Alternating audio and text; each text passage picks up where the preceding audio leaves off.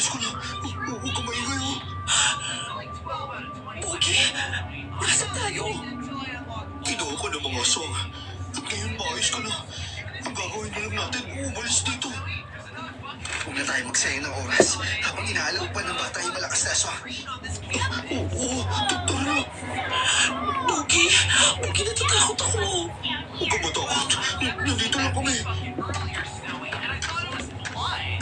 Dahan-dahan nga yung paglabas namin noon at nagwawala na si Galit yung pinuno dahil sa pang-aasar ng bata sa kanya.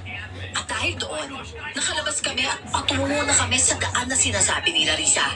Pero sa hindi naasahan, biglang may mga aswang na humarang sa amin at napasigaw ng malakas si Karen.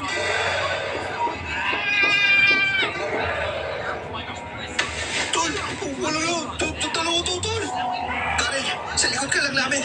Wala tayong magagawa kundi labanan sila. Oo, tama. Yung isang baba, babuksan ko na yata. Akin na, hawakan mo na lang si Karen. Hawak ko lang ang bomba na yon pero nilalabanan namin ang aswang gamit ang kawayan ko. Napatumba namin ang isa pero may isa pang dapat kaharapin. Kaya ako na ang umatake dito. Pero naitulak ako nito sa pader at akmang hahampasin ang kuko niya. Agad ko lang hinaharang ang kawayang buho.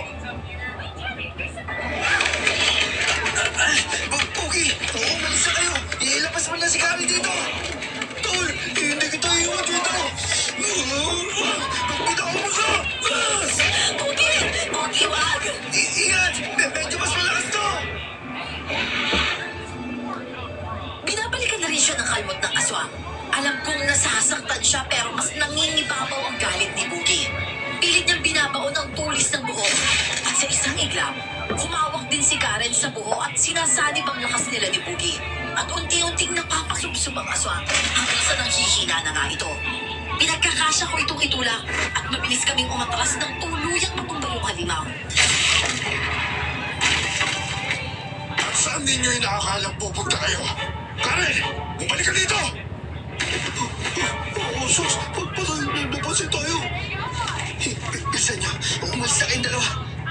It's on our way. You must be the bride. You were bashing the bar. This is our home now?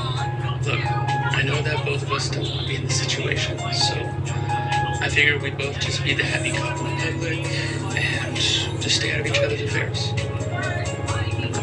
And when the trust fund is released, then we can get... Sino siya? Hindi kayo pwede umalis. Kailangan ko paliin mo. Bukas mismo kasal natin, kaya bumalik ka dito! Ano ba? Ano sinasabi niyo kasal? Hindi kita kasintahan, may nobyo ko! Wala akong pakialam kung sino yung nobyo mo. Kailangan kita bukas. Balik ka dito! Sige, subukan mo lang lumapit kung ayaw may patukot sa'yo. Wala akong pakialam sa hawak mo. Ang kailangan ko ibaba ay mapapakasawa ko. Pogi mo ba ako ibibigay dyan, please? Ayoko nakakatakot siya. Ano ba? Siyempre hindi kita bibigay, no? Nagpakahirap ako para kunin ka. Hindi kita ipapasa ulit. Kung ganyan, wala na ako magagawa kundi sa pagkaya. Ano kasal? Hindi matutuloy ang kasal kapag hawak ko na yung ulo na magkakasal sa inyo.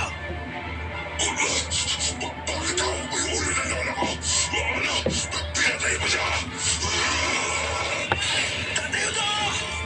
Toy! Pakikat ka, Toy! Aray ko! Sina! Larissa!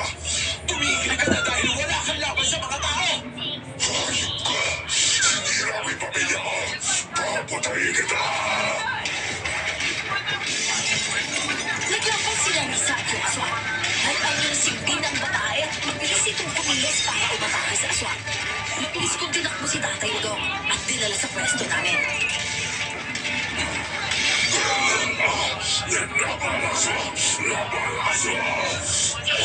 Nagkamali ka na ginawa mo akong biyaga.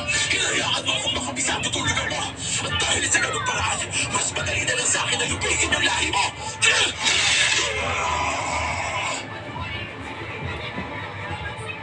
Bukod kay Larissa ay hinarap din namin ang aswang na yon. Si Boogie lang ang naiwan kay Karen at pinagtulungan na namin ang aswang para talunin ito. Kay Larissa naman, hirap na